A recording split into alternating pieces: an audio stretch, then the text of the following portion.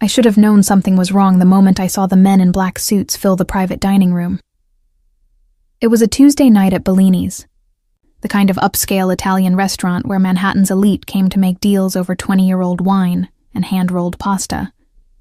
I'd been waitressing there for 8 months, long enough to recognize the difference between Wall Street bankers celebrating a merger and men who carried themselves like they owned more than just stock portfolios. These men were different. They moved with a predator's grace, filling the space with an energy that made my skin prickle. 6 of them had arrived first, spreading throughout the room with military precision, their eyes constantly scanning. Then he walked in, Dante Salvatore. I didn't know his name then, but I felt his presence like a physical force. He was tall, well over 6 feet, with dark hair styled back from a face that could have been carved from Carrara marble. Sharp cheekbones, a jaw that looked like it could cut glass, and eyes so intensely dark they appeared black in the low amber lighting. He wore a charcoal suit that probably cost more than my yearly rent, tailored so perfectly it moved like a second skin. But it was the way everyone else responded to him that truly caught my attention. His men straightened almost imperceptibly when he entered. The restaurant manager, Marco, nearly tripped over himself rushing forward. Even the air seemed to shift, growing heavier, charged with an authority that needed no announcement. I'd been assigned to their table by pure chance. Our senior waitress, Angela, had called in sick, and Marco's nervous eyes had landed on me. "Elena," he'd said, gripping my shoulder a bit too tightly. "I need you to handle the Salvatore party. Everything perfect. You understand? Everything." The urgency in his voice should have warned me. Now I stood at the entrance to the private dining room, my order pad trembling slightly in my hands as I watched them settle around the long mahogany table. Dante Salvatore sat at the head, naturally, his fingers steepled in front of him as he listened to an older man with silver hair speak in rapid Italian. I took a breath, smoothed my black uniform dress, and pushed through the door. The conversation stopped instantly. 6 pairs of eyes turned toward me, assessing, cataloging. But it was Dante's gaze that pinned me in place. Those dark eyes traveled from my face down to my sensible work shoes and back up again, a slow perusal that made heat crawl up my neck. "Good evening, gentlemen." My voice came out steadier than I expected. "I'm Elena, and I'll be taking care of you tonight. Can I start you with drinks or appetizers?" "Whiskey," Dante said, his voice deep and smooth as aged bourbon. "Macallan 25, neat. For everyone, not a question. Not a request." I nodded, scribbling quickly, hyper-aware of his eyes still on me. "Of course. I'll bring those right away." As I turned to leave, his voice stopped me. "Elena." My name in his mouth sounded different. Foreign and intimate, the Italian lilt making the syllables feel like a caress. I looked back. "Take your time." His lips curved into something that wasn't quite a smile. "We're going to be here a while." The next hour passed in a blur of expensive liquor and hushed conversations. I moved in and out of the room, bringing appetizers of burrata and prosciutto, fresh pasta carbonara, perfectly seared branzino. Each time I entered, the tension seemed to thicken. They were negotiating something. I caught fragments.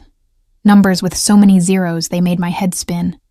Mentions of shipments and territories and Chicago. A younger man with a scar across his cheek kept arguing about timelines, while Dante remained eerily calm, his responses measured and final. But there was a 7th man at the table who didn't quite fit. He sat 3 seats down from Dante on the right side. A man in his 40s with thinning, brown hair and a nervous energy that set him apart from the others' predatory stillness. While everyone else drank the expensive whiskey without hesitation, he barely touched his glass. While they leaned back in their chairs with the confidence of men who owned the world, he sat rigidly, his eyes darting around the room, and he kept touching his tie clip. A small repeated gesture, his thumb rubbing across the silver surface, every few minutes, was refilling water glasses during a particularly heated exchange when I noticed something that made my blood run cold. The man's tie clip wasn't just a tie clip. The angle of the light caught it wrong, or rather, right, revealing a tiny pinhole lens. He was recording them. My hands froze, water splashing slightly over the rim of the glass I'd been filling. The man's eyes snapped to mine, and in that split second, I saw panic flash across his face. He knew that I knew. Time seemed to slow. My nursing school training, the 2 years I'd completed before my father's medical bills forced me to drop out, kicked in.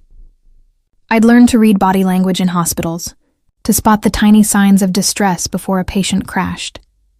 This man was about to crash. And something told me that if I didn't act, people were going to die. Excuse me. The words tumbled out before I could stop them. I'm so sorry to interrupt, but sir... I gestured to the nervous man, my voice pitched loud enough for the entire table to hear. Your tie clip just fell onto your plate. I saw it drop into your pasta. It was a ridiculous lie. Obvious. Impossible. But it made everyone look at him.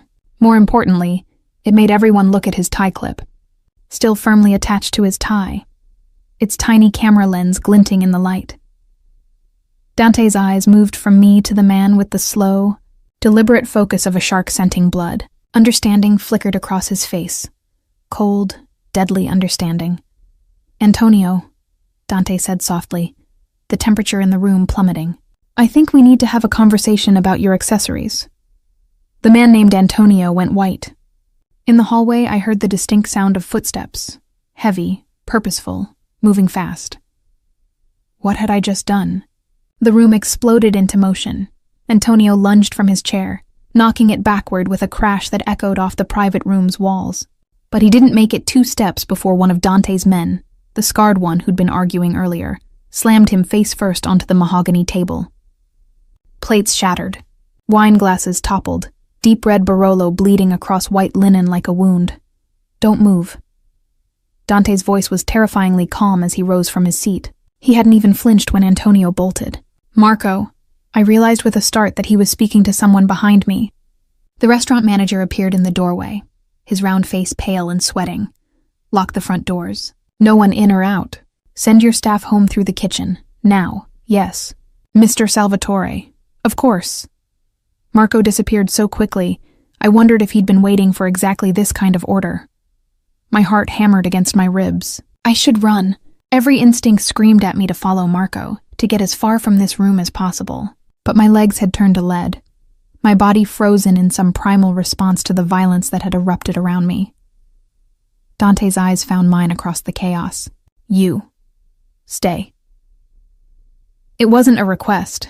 The scarred man yanked Antonio upright, twisting his arm behind his back with practiced efficiency.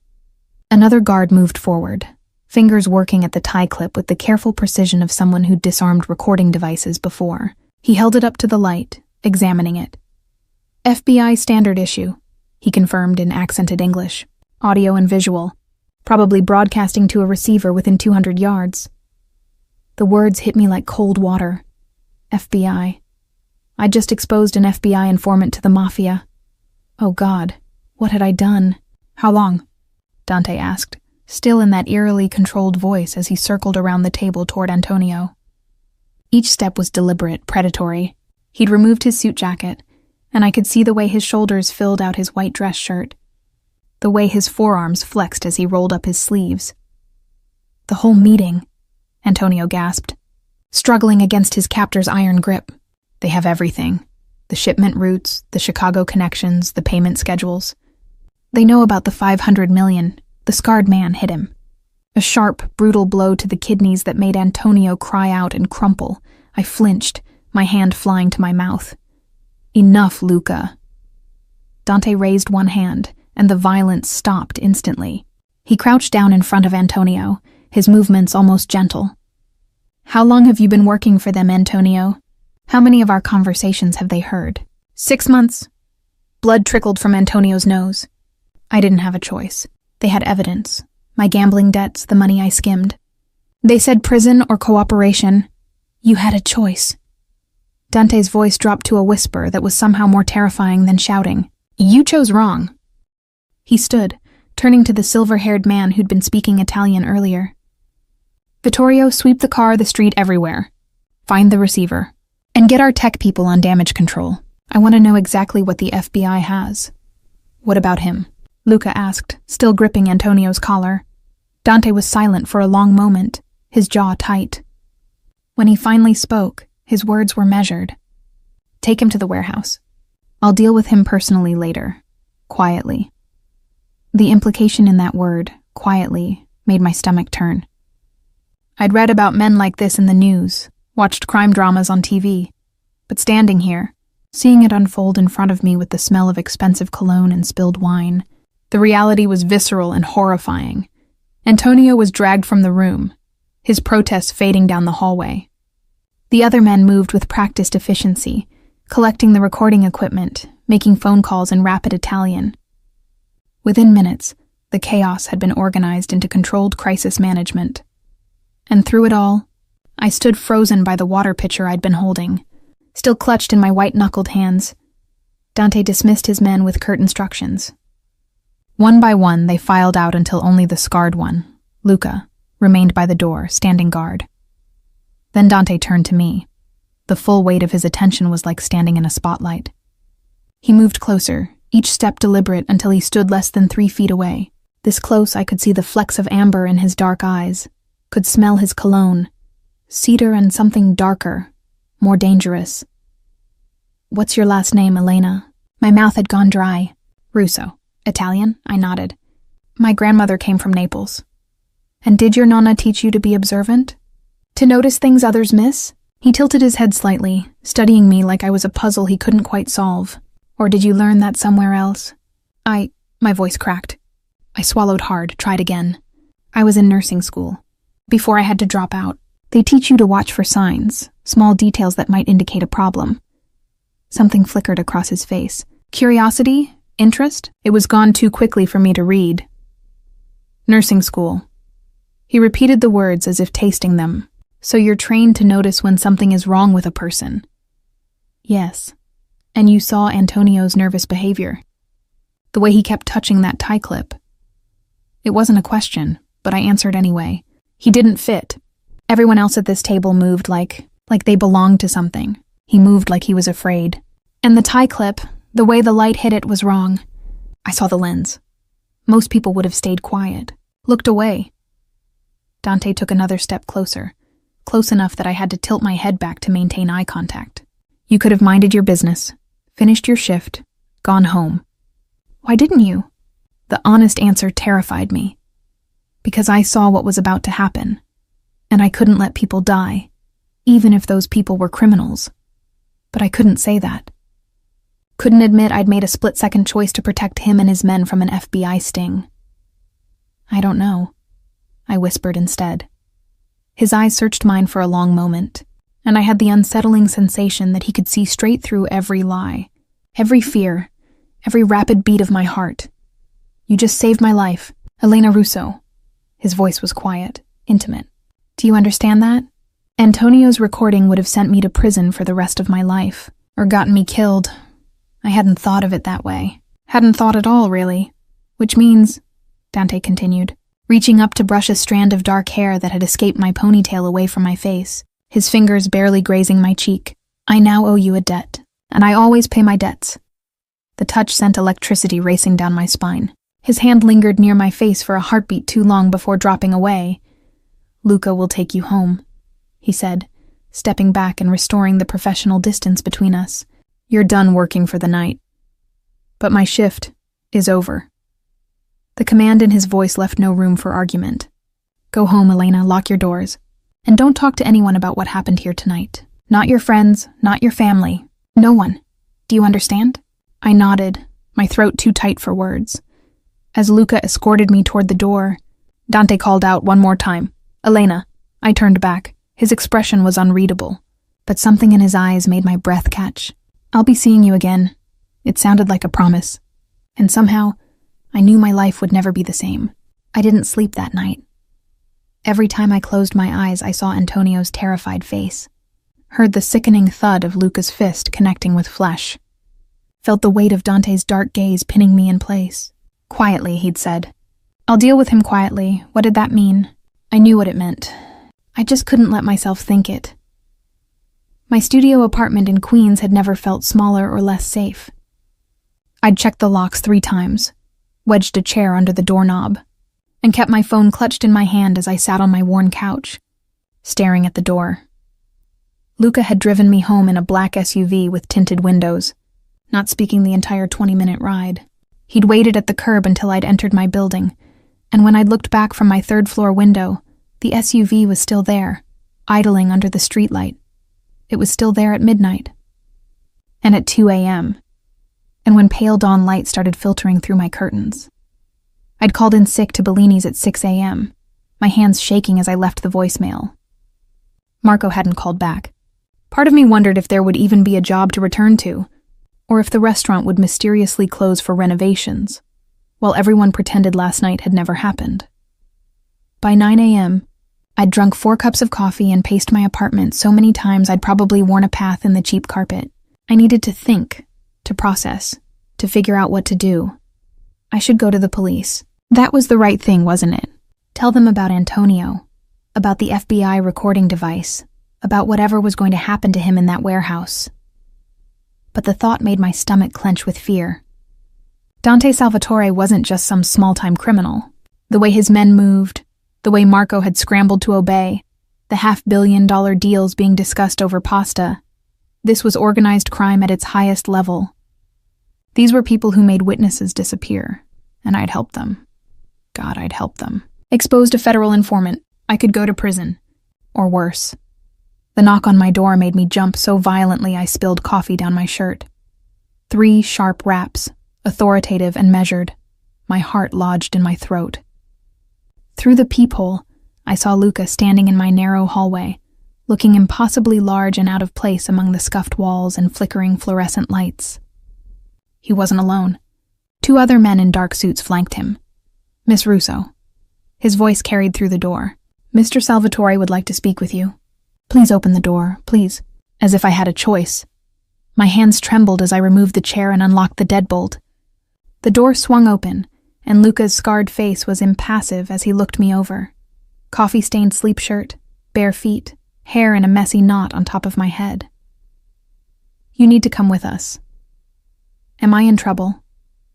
The question came out smaller than I intended. Something that might have been sympathy flickered across his harsh features. Mr. Salvatore just wants to talk, but we need to leave now. Can I at least change? He nodded once. 5 minutes. I closed the door and flew to my bedroom, yanking on jeans and a simple black sweater with shaking hands. My mind raced. Should I try to run? Climb out the fire escape? But where would I go? The SUV had been watching my building all night. They knew where I lived. Probably knew everything about me by now. I always pay my debts, Dante had said. Was this how he paid them?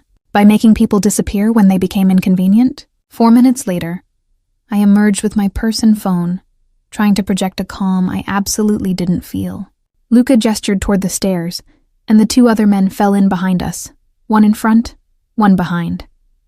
A protective detail or a prisoner escort? I couldn't tell the difference. The black SUV waited at the curb, even more intimidating in daylight. Luca opened the back door, and I slid into leather seats that probably cost more than my monthly rent. The interior smelled like expensive cologne and danger. We drove in silence through Queens, then over the Queensboro Bridge into Manhattan. But instead of heading toward Bellini's or any restaurant district, we turned north. The buildings grew taller, more elegant. Doormen in uniforms stood guard in front of glass towers. When we finally stopped, it was in front of a building that screamed wealth. All modern architecture, steel and glass, with a discreet entrance where a man in a gray suit immediately opened my door. Miss Russo, he greeted me by name. Mr. Salvatore is expecting you. This way, please. The lobby was museum quiet, all marble floors and abstract art. We bypassed the regular elevators and went to a private one at the back, where the attendant needed a key card to even call it. The doors opened directly into a penthouse that took up the entire top floor. Floor-to-ceiling windows overlooked Central Park, the morning sun making the autumn leaves glow gold and crimson. The space was decorated in dark woods and rich fabrics, masculine and expensive, with an edge of danger in the knife-sharp modern art on the walls. And there, standing by those massive windows with his back to me, phone pressed to his ear, was Dante Salvatore. He wore dark slacks and a white shirt, sleeves rolled up to reveal strong forearms. Even from behind, he commanded the space, his posture radiating the kind of power that needed no throne. "I don't care what excuses they have," he said into the phone, his voice hard. "The shipment moves tonight or I find new partners. You have until 6 p.m. to confirm." He ended the call without waiting for a response and turned. Those dark eyes found mine across the expanse of his living room, and for a moment, neither of us spoke. He looked different in the morning light, still dangerous, still magnetic, but there was a weariness around his eyes that hadn't been there last night. Lines of tension bracketed his mouth. "Elena." He said my name like a statement of fact. "Thank you for coming." As if I'd had a choice. "You had men watching my apartment all night. It came out as an accusation, for your protection." He moved toward a bar cart, pouring amber liquid into 2 crystal glasses.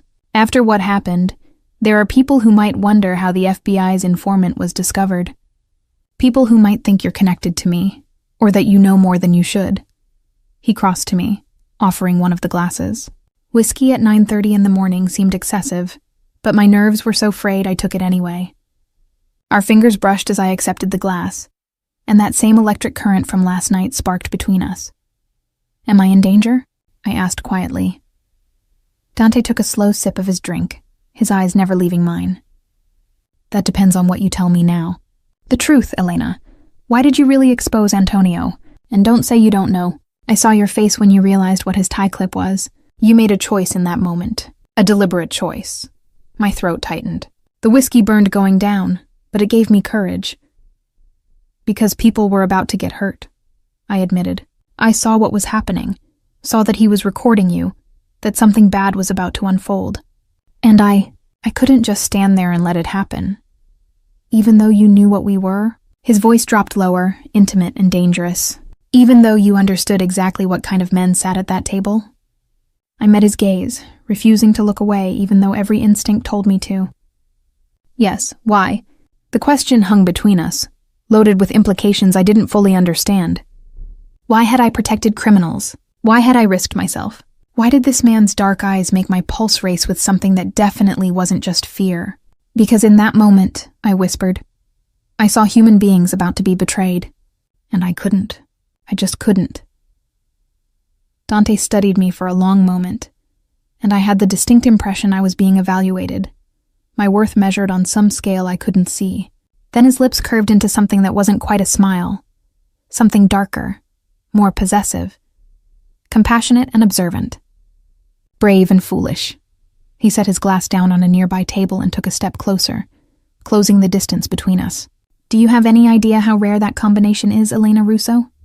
How valuable?" The way he said valuable made warning bells ring in my head. "What do you want from me?" His hand came up, and I froze as his fingers traced along my jaw with feather-light pressure, tilting my face up toward his. This close, I could see the darker ring around his irises, could feel the heat radiating from his body. "Everything," he murmured, his thumb brushing across my lower lip. "But for now, I want you to work for me." My breath caught. "What? You have skills I need.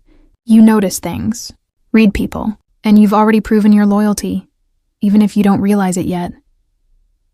His hand dropped away, leaving my skin tingling where he'd touched. "I'm offering you a job, $20,000 a month. You'll attend meetings with me, social events, watch the people I do business with. Tell me what you observe. $20,000. I made barely $2,000 working 60-hour weeks at the restaurant. You want me to spy for you. I want you to use the gifts you already have." He moved back to the windows, giving me space to breathe, to think. "And in return, I'll keep you safe. Make sure the FBI never connects you to last night. Pay off your father's medical debts." My head snapped up. "How do you know about—" "I know everything about you, Elena." He glanced back over his shoulder, and there was something almost apologetic in his expression. "By 6 this morning, I had a complete dossier. Your nursing school transcripts. Your father's cancer diagnosis 3 years ago. The $140,000 you still owe in medical bills. Your studio apartment in Queens with the broken dishwasher your landlord refuses to fix. The 3-year-old Honda with 200,000 miles that barely starts." Heat flooded my face, shame and anger mixed together. He'd invaded my entire life while I'd been sitting in my apartment, terrified and sleepless. "I had to know who you were." Dante continued, turning to face me fully. Had to understand if you were a threat. What I found was a woman who sacrificed her dreams to care for her dying father, who works herself to exhaustion trying to pay off debts that will take decades to clear, who still, despite everything life has thrown at her, chose compassion over self-preservation. His voice gentled on those last words, and something in his expression made my chest ache. I don't know anything about your world, I protested weakly. I wouldn't know what to look for. You knew last night. He moved closer again, and this time I didn't step back. Your instincts are better than most of my trained men. I saw it the moment you noticed Antonio's behavior. That kind of intuition can't be taught, Elena. It's either in you or it isn't. And if I say no? The question hung in the air. Dante's jaw tightened almost imperceptibly. Then Luca drives you home. You go back to your life. I make sure the FBI situation doesn't touch you, and we never see each other again. He paused, and something flickered in those dark eyes. Something that looked almost like regret. But your father's debts remain. Your car keeps dying, and you keep working yourself to death for tips and table scraps. It wasn't a threat. Somehow that made it worse. He was simply laying out reality, showing me the door I could walk through if I chose, or the one I could step through into his world. I need time to think. I managed. You have until tonight. Dante pulled a business card from his pocket and pressed it into my hand. His fingers lingered against mine. Call the number. Tell me your answer. But Elena? His voice dropped to that dangerous whisper again. Choose carefully. Because once you step into my world, there's no going back. I spent the afternoon walking through Central Park, Dante's business card burning a hole in my jacket pocket. Luca had driven me back to Queens, but I couldn't bear the thought of sitting in my tiny apartment, staring at walls that suddenly felt like a prison. So I'd taken the subway back into Manhattan, wandering through the fall foliage as tourists snapped photos and children chased each other across the grass. $20,000 a month. The number kept echoing in my head. In 6 months, I could pay off Dad's medical debts completely. In a year, I could go back to nursing school. In 2 years, I could have the life I'd given up when cancer had stolen my father and buried me in bills that no amount of waitressing would ever clear. All I had to do was step into the world of a man who ordered people taken to warehouses and dealt with quietly. My phone buzzed. A text from an unknown number. Your father's hospice called. They need payment by Friday or they'll have to move him to a state facility. I stared at the message, my eyes burning. Dad had been in memory care for 8 months now, the Alzheimer's stealing more of him every day. The private hospice was expensive, but it was clean and kind, and the nurses remembered that he'd been a high school English teacher who loved Hemingway and jazz music. A state facility would just see him as another body in a bed, another item on an overworked nurse's rounds. Friday was 3 days away. I had maybe $800 in my checking account. My hands shook as I pulled out Dante's card. Heavy cream cardstock embossed letters. Just a phone number, no name. As if anyone who had this card would already know who it belonged to. I dialed before I could lose my nerve. He answered on the first ring. Elena. Just my name, spoken in that deep voice that seemed to resonate in my chest. How did he know it was me? How did you get my father's hospice to text me? My voice came out sharper than intended. A pause. I didn't, but I assume they contacted you about payment? You assumed correctly. I sank onto a park bench, watching a young couple walk by hand in hand, living a normal life I'd never have. Is this how you operate? Dig into people's lives and wait for the pressure to build until they have no choice? No. His answer was immediate. This is me giving you information so you can make an informed decision. You would have found out about the hospice payment either way. I'm simply showing you that I can solve that problem. Tonight. 1 phone call, and your father's care is guaranteed for the next year. Paid in full. God help me, I was tempted. So desperately tempted. What exactly would I have to do? I asked quietly. You said attend meetings, observe people. But what does that really mean? It means you'd be at my side during business dinners, charity events, negotiations. You'd watch. Listen. Afterwards, you'd tell me what you noticed. Body language, inconsistencies, anything that seemed off. His voice softened slightly. You'd essentially be doing what you already did last night. Just more formally. And when you take people to warehouses, when you deal with threats quietly, would I have to watch that too? The silence stretched between us, heavy with implication. You'd never be present for that side of my business, Dante finally said. That's not what I need you for, Elena. I have plenty of men who can handle violence. What I need is someone who can see the threat before it becomes violent. Someone who can read a room and tell me who's lying, who's scared, who's planning betrayal. A human lie detector. A partner. The word sent a shiver down my spine. Someone I can trust to watch my back in ways my men can't. You don't even know me. How can you trust me? Because you had every reason to stay silent last night, and you didn't. Because you chose to protect strangers, dangerous strangers, over your own safety. That kind of integrity is rare in my world. Invaluable. He paused, and I heard the clink of ice in a glass. And because I've spent the last 12 hours learning everything about you. Your nursing school professors said you had the best diagnostic instincts they'd ever seen. Your father's hospice nurses say you visit 3 times a week even though you work 60-hour weeks. You've never missed a rent payment, never bounced a check, never taken the easy way out even when life gave you every excuse to. Heat crept up my neck. Having my entire life laid bare like this felt invasive and oddly intimate all at once. I could still go to the police, I said, testing him. Tell them everything about last night. You could. No threat in his voice, just acknowledgement. But you won't. Because you're smart enough to know that would put you in more danger than staying silent. And because despite what you think of me, of what I do, some part of you understands why I need people like you around. Why? I whispered. Because men like Antonio exist in my world. Betrayers, liars, FBI informants, and I need to know who they are before they destroy everything I've built, before they get people killed. His voice dropped lower, more intimate. I'm not asking you to become a criminal, Elena. I'm asking you to help me survive in a world where everyone smiles while sharpening knives behind their backs. I closed my eyes, feeling the autumn sun on my face, hearing children's laughter in the distance. This was the moment. The choice that would define everything that came after.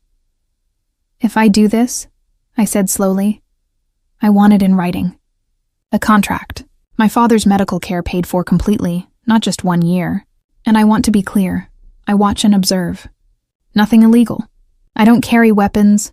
I don't participate in violence. I don't help you hurt people. Agreed. The answer came so quickly it startled me. I'll have my lawyer draw up papers tonight. You'll review them with your own attorney if you want. Everything legal, everything documented. You'll be employed as a consultant, which is true in its way. I could hear the slight smile in his voice. Can you be at my building at 8 tonight? My heart hammered. Yes. Good. A pause, then softer. Elena, you're making the right choice. I know it doesn't feel like it now, but I promise you, I'll keep you safe. That's not just a business arrangement. That's my word. The way he said it, with such absolute certainty, made something flutter in my chest that had nothing to do with fear. 8 o'clock, I confirmed, and ended the call before I could change my mind. I sat on that bench for another hour, watching the sun sink lower, painting the park in shades of amber and gold. Somewhere in the city, Dante Salvatore was having contracts drawn up. Somewhere else, Antonio was probably... I couldn't think about Antonio. Instead, I thought about my father, who wouldn't remember my visit tomorrow, but who deserved dignity in his final months. I thought about the nursing degree I'd abandoned, the life I'd put on hold. I thought about the strange pull I'd felt when Dante's fingers had traced my jaw, the way his eyes seemed to see straight through every defense I'd built. One decision, one phone call, and my entire world had shifted on its axis. At 7:30, I stood outside Dante's building again, dressed in the only nice outfit I owned, a navy dress I'd bought for Dad's retirement dinner 3 years ago. My hands were steady as I announced myself to the doorman.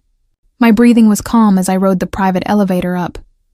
But when those doors opened directly into his penthouse, and I saw Dante standing there in a black suit that fit him like sin, his dark eyes tracking my every movement with an intensity that made my skin flush, that's when my composure cracked. Elena. He moved toward me, all predatory grace. You came. I said I would. People say a lot of things. He stopped in front of me, close enough that I had to tilt my head back to maintain eye contact. Fewer actually follow through when it matters. A man in an expensive suit stood by the windows, briefcase in hand. The lawyer, presumably. But Dante didn't look at him. Didn't look at anything but me. The contracts are ready, Dante said quietly. But before you sign, before you commit to this, I need you to understand something. His hand came up, fingers brushing my cheek in that same feather-light touch from this morning. Once you're mine, and make no mistake, that's what this is. I protect what's mine, fiercely, completely. No one will touch you. No one will threaten you, but it also means you're in my world now. Are you ready for that? Mine. The word sent heat spiraling through me, dangerous and thrilling.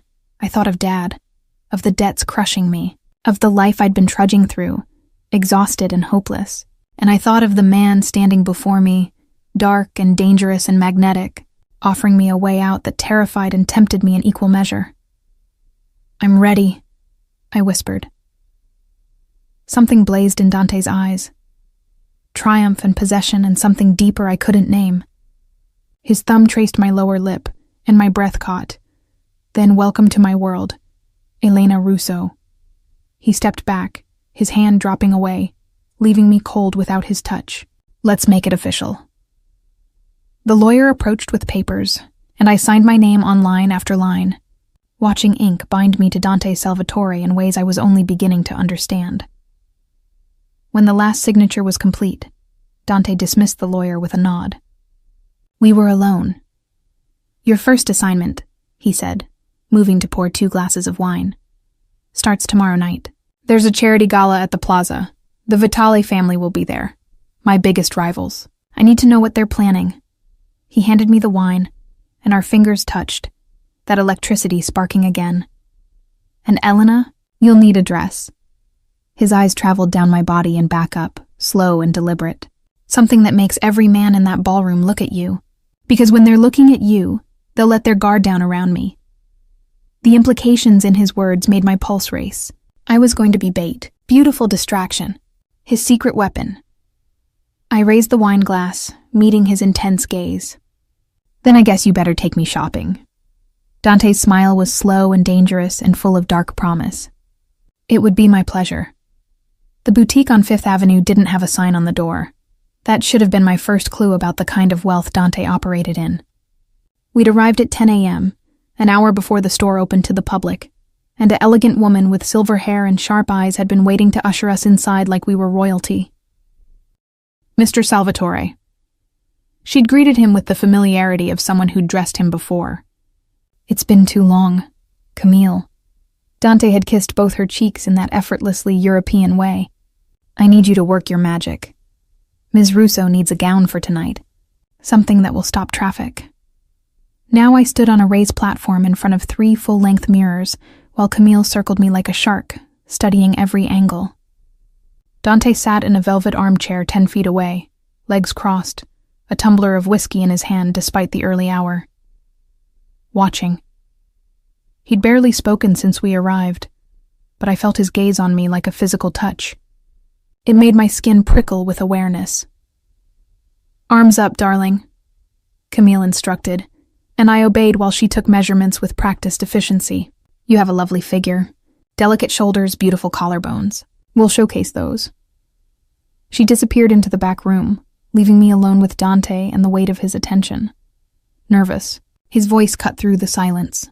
Terrified, I admitted, turning to face him. I've never been to a charity gala. I don't know how to act around those people. Those people are the same as any others. They simply have more money and bigger secrets. He took a slow sip of his whiskey. You'll be fine, Elena. Just do what you did at the restaurant. Watch, listen, notice the details everyone else misses.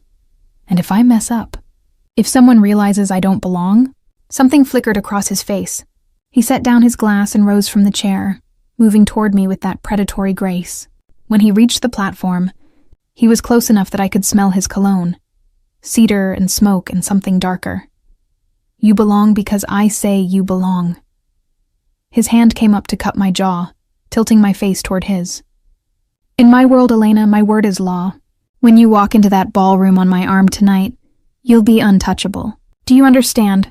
I nodded, unable to find words.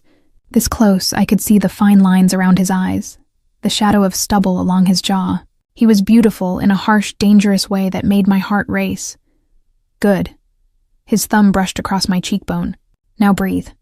This is supposed to be enjoyable. Before I could respond, Camille returned with an armful of gowns in rich jewel tones.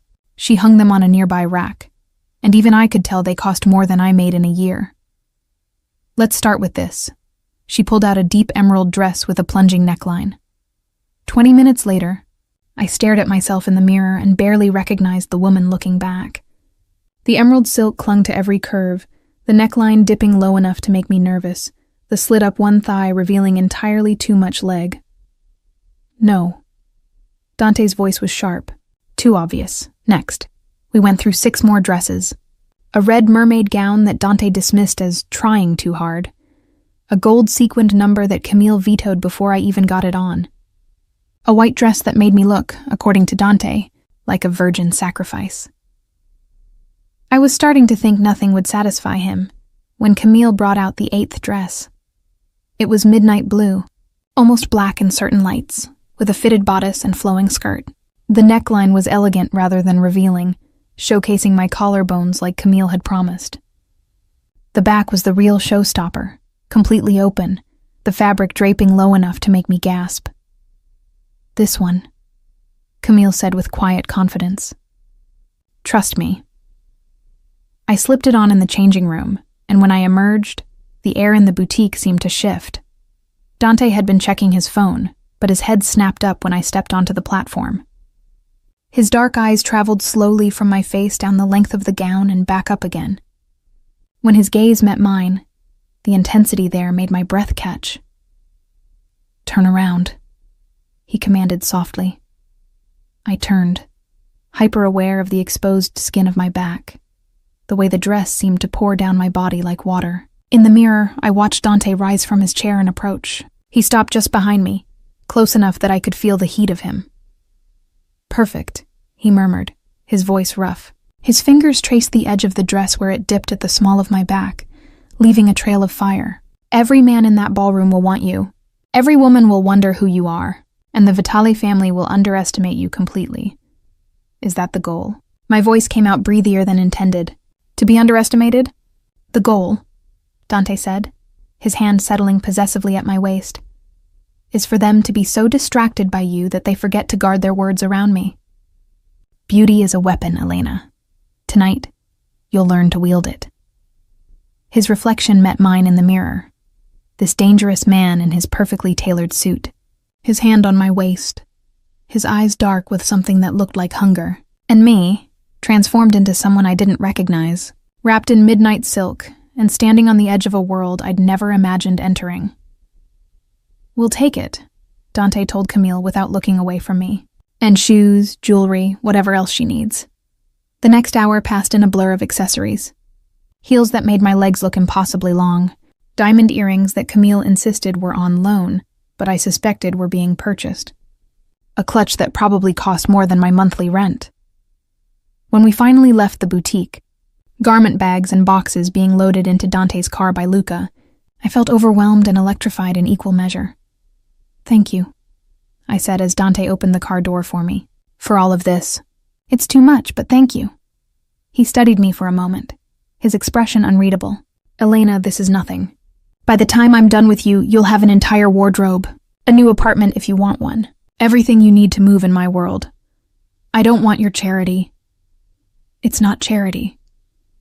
He leaned closer, his voice dropping to that intimate whisper. It's investment. You're mine now, remember? And I take care of what's mine. Always. There was that word again. Mine. It should have felt possessive, suffocating. Instead, it sent a thrill through me that I didn't want to examine too closely. As we drove through Manhattan, Dante made phone calls in rapid Italian while I stared out the window, trying to process the last 24 hours. Yesterday I'd been a struggling waitress. Today I was sitting in a luxury car, wearing clothes that cost more than I made in months, preparing to attend a high society gala on the arm of a mafia boss. My phone buzzed. A text from the hospice. Payment received in full for next 12 months. Your father's care is secure. My eyes burned. I glanced at Dante, who was still on his call, but he caught my look and gave me a small nod. He'd kept his promise. Just like that, with one phone call, he'd lifted a weight that had been crushing me for years. Thank you, I mouthed. His eyes held mine for a long moment before he returned to his conversation, but something in his expression softened. When we arrived back at his building, Dante walked me to the elevator. Luca will pick you up at 7. Hair and makeup will come to your apartment at 4. Hair and makeup? I blinked. Did you think I'd let you do this alone? A hint of amusement crossed his face. Camille's team will make sure you're perfect. All you have to do is relax and let them work. The elevator doors opened, but before I could step inside, Dante caught my wrist. His touch was gentle but firm, pulling me back toward him. Tonight will be dangerous in ways you might not expect, he said quietly, his thumb tracing circles on the inside of my wrist. The Vitali family are my enemies. If they suspect you're more than just a date, if they think you're important to me, they might try to use you against me. Fear spiked through me. Then maybe I shouldn't. You'll be safe. His grip tightened slightly. I'll have men everywhere. Luca won't leave your side when I can't be with you, but I need you to be smart. Don't wander off alone. Don't accept drinks from anyone but me or Luca. And if anyone makes you uncomfortable, you come to me immediately. Understood? I nodded, my heart pounding. Good. He released my wrist but moved closer, his hand coming up to cup my face. For a breathless moment, I thought he might kiss me. His eyes dropped to my lips and heat pooled in my stomach. But instead, he pressed his lips to my forehead, a gesture that felt somehow more intimate than a kiss. Tonight, Elena Russo, he murmured against my skin, will show them exactly who you are. The plaza ballroom was a palace of crystal and gold. Chandeliers dripped from the ceiling like frozen waterfalls, casting prismatic light across marble floors and walls draped in cream silk. Women in designer gowns glided past in clouds of perfume, their jewelry catching the light with every movement. Men in tuxedos congregated in clusters, their laughter too loud, their watches too expensive, their smiles too sharp. I'd never felt more out of place in my life. Breathe, Dante murmured against my ear, his hand firm at the small of my bare back. You look like you're about to bolt. I'm considering it, I admitted, clutching my evening clutch like a lifeline. His low chuckle vibrated through me. Too late. We've been spotted. A couple approached. The woman in scarlet silk with diamonds at her throat, the man silver-haired and distinguished, but it was the coldness in their eyes that made my skin prickle. Dante Salvatore. The man's smile didn't reach his eyes. I didn't expect to see you here tonight. Marco Vitale. Dante's voice was cordial but edged with ice. The surprise is mutual. I thought you were still in Chicago. So this was the enemy. I felt Dante's fingers press against my back, a silent reminder to watch, to listen. Business called me home early. Marco's gaze slid to me, assessing. And who is this lovely creature? Elena Russo. Dante pulled me closer against his side, possessive. My date for the evening. Russo. The woman spoke for the first time, her accent thick. Any relation to Antonio Russo? My blood turned to ice. Antonio, the FBI informant from Bellini's. Were they connected? Was this a test? I don't know anyone by that name, I said, keeping my voice steady. It wasn't technically a lie. I'd never known Antonio's last name. Pity. Her red lips curved. I hear he's disappeared. Quite suddenly. The threat hung in the air, thinly veiled. Dante's hand at my back pressed harder, a warning to stay calm. How unfortunate, Dante said smoothly. But we shouldn't monopolize your time. I'm sure you have other guests to terrorize. Marco's laugh was sharp. Ever the charmer, Salvatore. Enjoy your evening, both of you. As they glided away, I released a breath I didn't know I'd been holding. Dante leaned down, his lips brushing my ear. You did well, but we need to talk. Not here. He guided me through the crowd toward a quieter corner near the terrace doors. Luca materialized from somewhere, positioning himself nearby with his back to us, creating a barrier. "Did you notice?" Dante asked quietly. "Notice what?" "The way Isabella Vitale emphasized disappeared. The way Marco watched your reaction." His dark eyes searched mine. "They're fishing. They suspect something about Antonio, but they're not sure what." "But how would they even know to ask me?" "Because they have sources everywhere. Someone might have seen you working that night, or heard whispers about how their informant was discovered." His jaw tightened. "This is what I meant about danger, Elena. These people don't play games. They eliminate threats." Fear spiked through me, sharp and cold. "Then maybe bringing me here was a mistake." "No." His hand cupped my face, forcing me to meet his intense gaze. "Bringing you here sends a message that you're under my protection. That touching you means war with me. Do you understand? As long as you're by my side, you're untouchable." Before I could respond, a waiter appeared with champagne. Dante took 2 glasses but didn't drink, watching me over the rim. "Remember what I said. Don't accept anything from anyone else." The next hour was a masterclass in social warfare. Dante moved through the crowd like a king, shaking hands and exchanging pleasantries that carried hidden meanings I was only beginning to understand. I stayed at his side, watching faces, reading body language. I noticed the young man who kept glancing at his phone nervously. The older woman whose smile never reached her eyes when she spoke to Dante. The businessman whose handshake lasted a fraction too long, his grip testing, challenging. And through it all, I felt eyes on me, assessing, wondering. The Vitale family watched from across the room, their attention sharp and predatory. "Mr. Salvatore." A new voice interrupted. Younger, smoother. A man about Dante's age approached, his tuxedo impeccable, his smile calculated. "It's been too long." Something shifted in Dante's demeanor. His posture became more rigid, his expression more guarded. "Vincent, I didn't realize you were back in New York. Just arrived yesterday." Vincent's gaze slid to me with obvious interest. "And who is this vision?" "Elena Russo, this is Vincent Vitale.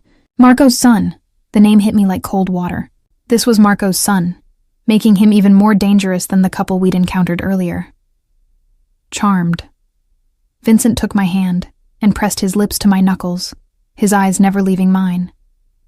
"Tell me, Elena, how does someone as lovely as you end up with someone as dangerous as Dante?"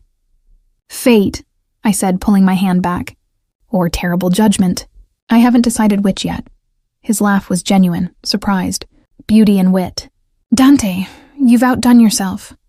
Elena isn't a trophy, Vincent." Dante's voice dropped several degrees. "And she's certainly not interested in whatever you're about to offer." "Protective already?" Vincent's eyebrows rose. "Must be serious. I don't recall you ever bringing anyone to these events before." The implication hung heavy, that I was different, that I mattered. I felt Dante's hand tighten almost imperceptibly at my waist. "If you'll excuse us," Dante said, his tone brooking no argument. "We have other people to see." But Vincent stepped closer, blocking our path subtly. His smile remained, but his eyes went cold. "Actually, I was hoping to discuss the Chicago shipment with you. My father seems to think there's been some interference." "I wouldn't know anything about that." "No?" Vincent's gaze flicked to me again, calculating. "Because I heard something interesting about Bellini's restaurant, about a certain meeting that was interrupted, about an informant who suddenly went dark." My heart hammered against my ribs. "He knew. They all knew. Rumors," Dante said dismissively. "This city runs on them. Perhaps." Vincent leaned in slightly, his voice dropping. "But here's what isn't a rumor. That shipment represents $500 million. Money that's now in jeopardy because someone talked. Someone exposed our mutual business to the FBI. My father wants to know who, and he's willing to go to war to find out." The threat was clear now, no longer veiled in politeness. I felt Luca shift closer behind us, ready. Dante's expression remained neutral, but I saw the storm building behind his eyes. "If your father wants to discuss business, he can call me, directly. Not send his son to make threats at charity events." "Not a threat, Dante." Vincent smiled, but it was all teeth. "Just information. Consider it. Professional courtesy. Because whoever helped you at Bellini's that night, they're not safe. Not from us. Not from the FBI. Not from anyone. His eyes met mine one last time, and the message was unmistakable. He was telling me, warning me, that they suspected my involvement. "Enjoy your evening," Vincent said, stepping aside finally. "Both of you. While you can." He disappeared into the crowd, leaving tension crackling in the air. "We're leaving," Dante said immediately, his hand gripping my elbow. "Now." But before we could move, the ballroom lights flickered. Once, twice, then went completely dark. Screams erupted around us. Glass shattered somewhere. In the darkness, I felt Dante pull me hard against his chest, his body a shield. "Stay with me," he commanded against my ear. "Don't let go." Then I heard it, the distinctive sound of a safety clicking off. Someone had a gun. And in that pitch-black ballroom full of New York's elite and most dangerous criminals, I realized Vincent's warning had been more than just words. The war had already begun. The darkness pressed against me like a living thing. Dante's arm locked around my waist, crushing me against his chest as chaos erupted around us. People screamed. Furniture crashed. Glass shattered against marble in explosive bursts that made my ears ring. "Luca!" Dante's voice cut through the pandemonium. "Here, boss." Luca's response came from somewhere to our right, calm despite the mayhem. "Get her out. Back exit, now." "No." The word left my mouth before I could stop it. My fingers clutched Dante's jacket.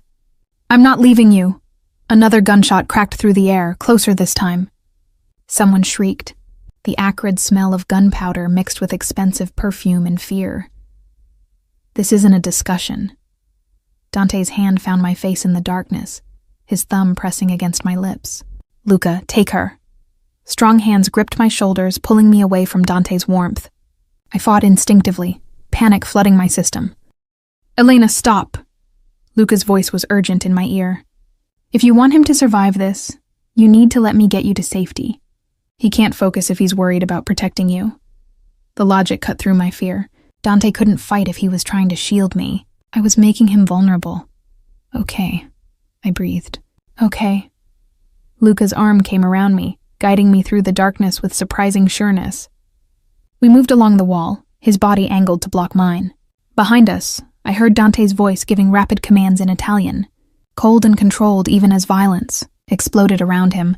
We'd made it maybe 20 feet when the emergency lights flickered on, dim red illumination that turned the ballroom into something from a nightmare. What I saw made my blood freeze, bodies on the floor. Some moving, crawling toward exits, others terrifyingly still. A woman in a gold dress lay near an overturned table, blood blooming across the silk like a dark flower. Men in tuxedos crouched behind columns, some with guns drawn, and in the center of the ballroom, Dante stood facing 3 armed men in black tactical gear. "Not partygoers, professionals." "Move," Luca urged, pulling harder. But I couldn't look away. One of the men raised his weapon, aiming directly at Dante's chest. Time seemed to slow.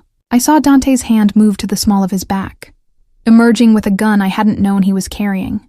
Saw him drop and roll as the attacker fired, the bullet striking where he'd been standing a heartbeat before. Saw him come up firing, his shot precise and deadly. The attacker went down. "Elena, now." Luca's voice snapped me back to reality. We reached the terrace doors. Luca kicked them open, and cool night air rushed over my overheated skin. The sounds of the city, traffic, sirens, normal life, felt obscene against the violence we'd just escaped. A black SUV screeched to a halt at the bottom of the terrace steps. The door flew open, and another of Dante's men gestured frantically. "Get in! Cops are 2 minutes out!"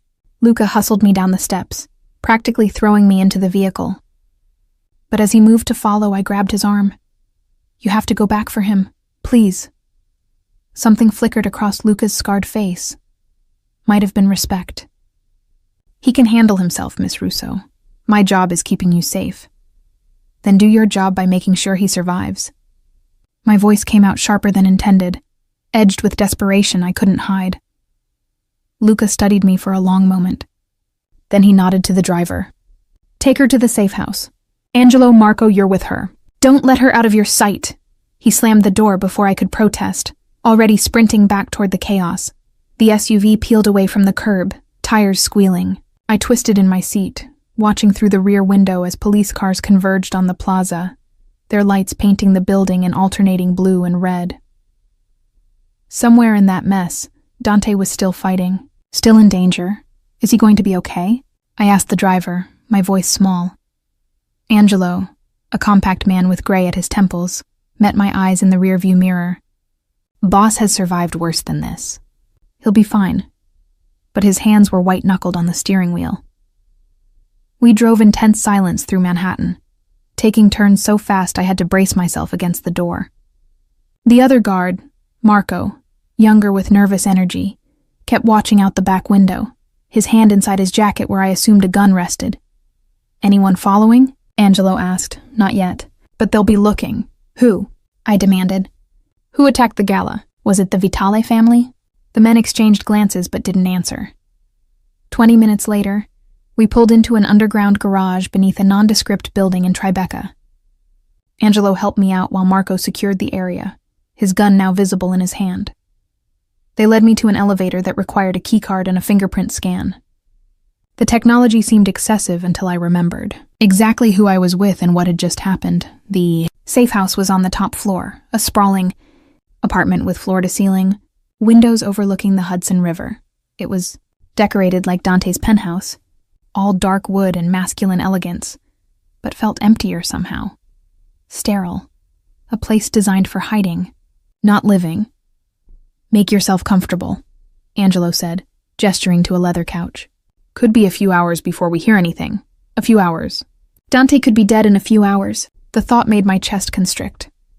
I paced instead of sitting, my heels clicking against hardwood, the midnight blue dress suddenly feeling like a costume from someone else's life. How had this become my reality? 48 hours ago, I'd been serving pasta.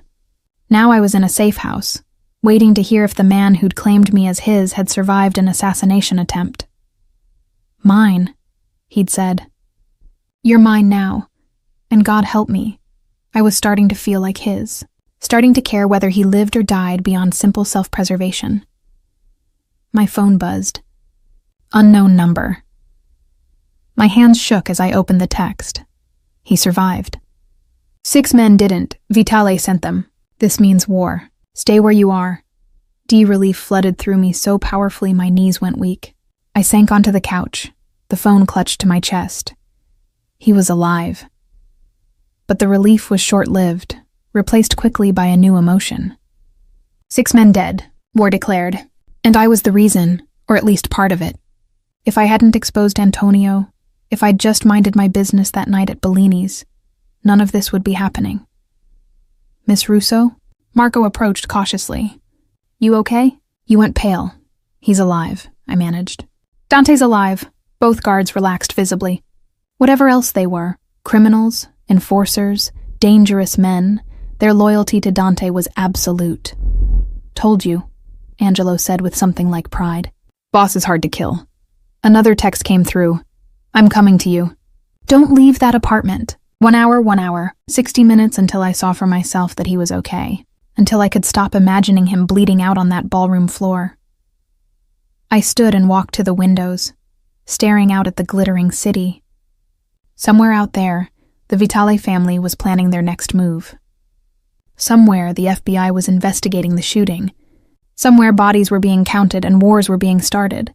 And in the middle of it all was me, Elena Russo, former nursing student and waitress, now tangled up with a man who killed without hesitation and commanded loyalty like a king.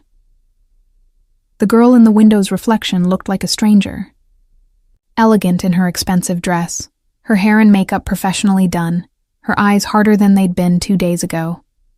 When had I stopped being terrified and started being angry? Because I was angry, furious that the Vitale family thought they could attack Dante at a charity event, enraged that they'd put innocent people in danger, livid that they'd threatened me, even obliquely.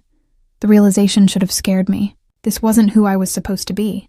I was supposed to be good, ethical, someone who saved lives. Not someone who stood in a safe house waiting for a mafia boss and feeling relieved that he'd killed his attackers. But maybe that girl had died the moment I exposed Antonio.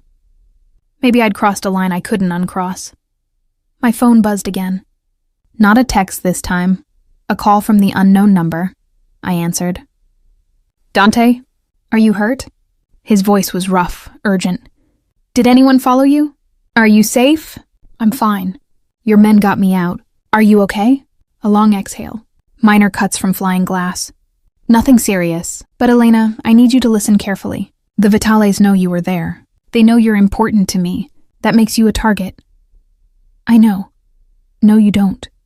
His voice dropped lower, more intense. They'll come after you to get to me. They'll use you, hurt you, kill you without hesitation. Do you understand what that means? I understood. It meant my normal life was over. It meant I couldn't go back to my apartment, couldn't work at Bellini's, couldn't pretend I wasn't part of this world now. What do we do? I asked quietly. Silence. Then, we end this. Before they can make another move. But first, I need to see you. Need to make sure you're really okay. The raw emotion in his voice sent heat through me despite everything. Hurry, I whispered. I'm already on my way. I heard him before I saw him. The elevator doors opened with a soft chime, and then Dante was striding into the safe house like a storm given human form. His tuxedo jacket was gone, his white shirt unbuttoned at the collar and streaked with what looked like blood. A cut above his left eyebrow had been hastily bandaged, and his knuckles were raw and bruised. But his eyes, those dark, intense eyes, locked onto me with such ferocity that I forgot to breathe. Out, he commanded without looking at Angelo or Marco. Both of you. Wait in the hall. The guards disappeared without question, the door clicking shut behind them, and then we were alone. Dante crossed the distance between us in 3 long strides. His hands came up to frame my face, tilting it toward the light, his gaze roaming over every inch of me as if cataloging injuries. You're sure you're not hurt? His voice was hoarse. No cuts, no bruises? I'm fine. Luca got me out before. The words died as his thumb traced across my cheekbone, the touch so gentle it contrasted sharply with the violence still radiating from him. I could have lost you tonight. The raw admission seemed torn from somewhere deep inside him. When those lights went out and the shooting started, all I could think was that I'd brought you into danger. That my enemies would use you against me. But they didn't. I'm okay. We're both okay. This time. His hands dropped away and he turned, raking his fingers through his dark hair. Vincent planned this. That conversation wasn't coincidence. He was stalling us, making sure we were in position when his men struck. The realization hit me cold and hard. He knew the attack was coming. That's why he warned us. Not warned, taunted. Dante's voice turned bitter. He wanted me to know it was coming and be unable to stop it. Wanted me to feel powerless. I moved closer, drawn by something I didn't fully understand. When I touched his shoulder, he went rigid beneath my fingers. You're not powerless. You survived. You protected everyone you could. He turned back to face me, and the expression in his eyes made my heart stutter. Pain. Rage. And underneath it all, something darker and more complicated. 6 of Vitale's men are dead. Elena, I killed 4 of them myself. He watched my face, waiting for horror or disgust. Does that frighten you? Knowing what these hands have done? It should have. God, it should have terrified me. But all I could think about was that those same hands had protected me, had made sure I escaped while he stayed behind to face the danger. No, I whispered. It doesn't frighten me. Something blazed in his expression. He moved closer, backing me against the window, his body crowding mine until I could feel the heat of him, smell the gunpowder and cologne that clung to his skin. It should. His voice dropped to that dangerous whisper. You should be running from me, not looking at me like that. Like what? Like you trust me. Like you... He stopped, his jaw clenching. Like you care whether I live or die. My breath caught. Because he was right. Somewhere between the restaurant and the gala, between his protection and his possession, I'd started caring. More than was wise. More than was safe. Maybe I do care, I admitted, my voice barely audible. Is that so wrong? His hand came up to cup the back of my neck, his fingers tangling in my hair. Yes.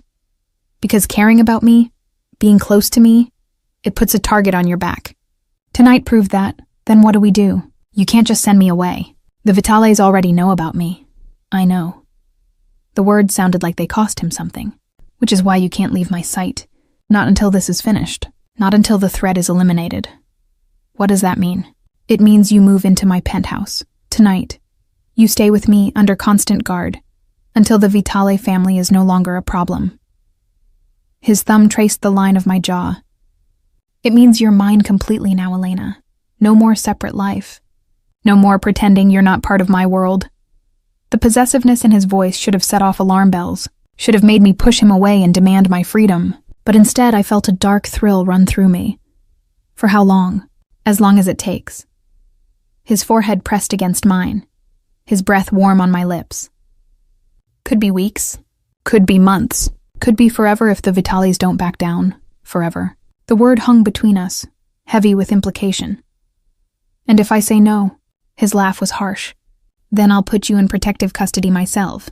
Lock you in this safe house with armed guards until the danger passes. Either way, you're not leaving my protection, but I'd rather have you choose to stay. It was an illusion of choice, and we both knew it. But something in his eyes told me this mattered to him, that my consent, even under duress, meant something. I thought about my tiny apartment in Queens, my old life slipping further away with each passing hour. Thought about the fact that the moment I'd exposed Antonio, I'd stepped onto a path I couldn't leave. Okay, I said quietly. I'll stay with you. Relief flickered across his face, quickly masked. You understand what you're agreeing to? You'll be in my home, in my bed. He paused, his dark eyes searching mine. Under my protection and my rules. I can't have you safe if you're fighting me at every turn. Your bed? My pulse quickened. Did you think I'd put you in a guest room? His voice turned rough. That I'd let you sleep somewhere I couldn't reach you in seconds if danger came? No, Elena, you'll sleep where I sleep, where I can keep you safe. The intimacy of it stole my breath, sharing his space, his bed, his life in ways that went far beyond a simple business arrangement. I started, but he pressed his thumb against my lips. I'm not asking you to share my bed in that way. Not yet. Not until you want to. His eyes blazed. But I need you close. Need to know you're safe. Can you give me that? The vulnerability beneath his command broke something inside me. This powerful, dangerous man was asking, almost pleading, for me to trust him enough to let him protect me. Yes, I whispered against his thumb. I can give you that. He exhaled slowly, and then, before I could process what was happening, his mouth was on mine. The kiss was fierce and claiming, full of the adrenaline and fear and relief that had been building since the ballroom went dark. His hand fisted in my hair while the other gripped my hip, pulling me flush against him. I gasped, and he deepened the kiss, his tongue sliding against mine in a way that made my knees weak. This wasn't gentle. Wasn't tentative. This was a man staking his claim, marking what was his, and God help me, I kissed him back just as fiercely. When we finally broke apart, both breathing hard, Dante rested his forehead against mine again. Mine, he murmured, the word both a promise and a warning. Say it, Elena. Tell me you understand. My hands had somehow found their way to his chest, feeling his heart hammer beneath my palms. Yours, I breathed, and meant it more than I should have. His smile was dark and satisfied and full of possession. Good, because I don't share what's mine, and I sure as hell don't let it go. He pulled his phone from his pocket, already issuing commands. Luca, prep the penthouse. I want security doubled and the guest room converted. Miss Russo is moving in tonight. As he continued organizing my new life with ruthless efficiency, I stood by the window and watched my reflection. The girl who'd been terrified 48 hours ago was gone. In her place stood a woman who'd just agreed to live with a mafia boss, who'd kissed him back with desperate hunger, who'd let him claim her with a single word. Mine. And the most terrifying part? I didn't want to take it back. The penthouse felt different at 3 a.m. Moonlight streamed through the floor-to-ceiling windows, casting everything in silver and shadow. I stood in Dante's bedroom, our bedroom now, wearing one of his dress shirts that fell to mid-thigh. my expensive gown discarded in a heap on the bathroom floor. Sleep was impossible. Every time I closed my eyes, I saw the muzzle flash in the darkness, heard the screams, felt Dante's body shielding mine. "You should be sleeping." His voice from the doorway made me turn. He'd showered, his dark hair still damp, wearing only black sleep pants that hung low on his hips. The bandage above his eyebrow was fresh, and I could see other cuts and bruises marking his chest and ribs, evidence of how close tonight had come to ending very differently. "I can't stop thinking about it," I admitted. "About what almost happened." He moved into the room, and I was struck again by how he commanded space without effort. Even exhausted and injured, he radiated power. "Come here." He sat on the edge of the massive bed, patting the space beside him. I went, drawn by something stronger than logic. When I sat, he reached out and pulled me closer, arranging me between his legs with my back against his chest. His arms came around my waist, solid and warm. "This is your life now," he said quietly against my hair. "Violence, danger, constantly looking over your shoulder. It won't get easier, Elena. If anything, it will get worse before it gets better." "Are you trying to scare me away?" "I'm trying to be honest." His hold tightened. "The Vitales won't stop. Tonight was just the opening move. They'll come at me again, harder, and because you're mine, they'll come at you too. So what happens now? Now we go to war." His voice turned cold, tactical. "I've already made calls. My men are moving into position across the city. By tomorrow night, the Vitales will know that attacking me and mine comes with a price they can't afford to pay." The casual way he discussed orchestrating violence should have disturbed me. Instead, I found myself asking what kind of price. The kind that ends with Marco Vitale begging me for mercy I won't give. His lips brushed the shell of my ear. The kind that makes every other family in New York remember why crossing the Salvatores is a death sentence. I shivered, but not entirely from fear. There was something darkly seductive about his certainty, his absolute confidence in his own power. "You're not afraid," he observed. "Why?" "Because you won't let anything happen to me." The words came out with more conviction than I expected. "You've proven that." His chest rumbled with dark approval. "No, I won't. I'd burn this entire city down before I let anyone hurt you." We sat in silence for a moment, his heartbeat steady against my back. Then his hand came up to trace the collar of his shirt I wore, his fingers skimming across my collarbone. "You look good in my clothes," he murmured. "Like you belong to me." Heat pooled low in my stomach. "Don't I?" "Say it again." His other hand splayed across my stomach, holding me against him. "What you said at the safe house. I need to hear it again." I knew what he wanted. Knew this was about more than simple possession. This was about him needing confirmation that I'd chosen this. Chosen him. Despite everything. "I'm yours," I whispered. His grip tightened almost painfully. "And I'm yours, Elena, you understand that? This thing between us, it goes both ways. You don't just belong to me. I belong to you too." The admission shocked me. Men like Dante didn't give themselves to anyone. They took, they commanded, they possessed, but they didn't surrender. I turned in his arms until I was facing him, my legs on either side of his hips. His hands automatically moved to my waist, steadying me. "You don't belong to anyone," I said, searching his face. "You're Dante Salvatore. You run this city." "I run nothing without someone I can trust at my back." His hands slid up my sides, thumbs brushing the underside of my breasts through the thin shirt, without someone who sees me as more than just the monster everyone else sees. "Is that what I am to you?" "Someone who sees you differently? You're everything." The raw honesty in his voice made my breath catch. "You're the reason I fought so hard tonight. The reason I'll destroy the Vitales and anyone else who threatens what's mine. You're my weakness and my strength, Elena, and that terrifies me more than any bullet." I cupped his face in my hands, feeling the scratch of stubble, the strong line of his jaw. "I terrify you?" "Completely." His eyes burned into mine. "Because I've never wanted to keep something safe as badly as I want to keep you safe. Never cared whether someone stayed or left. Never felt like I'd lost everything if something happened to them." The confession hung between us, vulnerable and raw. This was the man beneath the armor, The one who killed without hesitation, but who held me like I was something precious. "Then keep me safe," I whispered, leaning closer until our lips were almost touching. "And I'll stay. I'll watch your back. I'll be whatever you need me to be." Dangerous promise. His hand slid into my hair.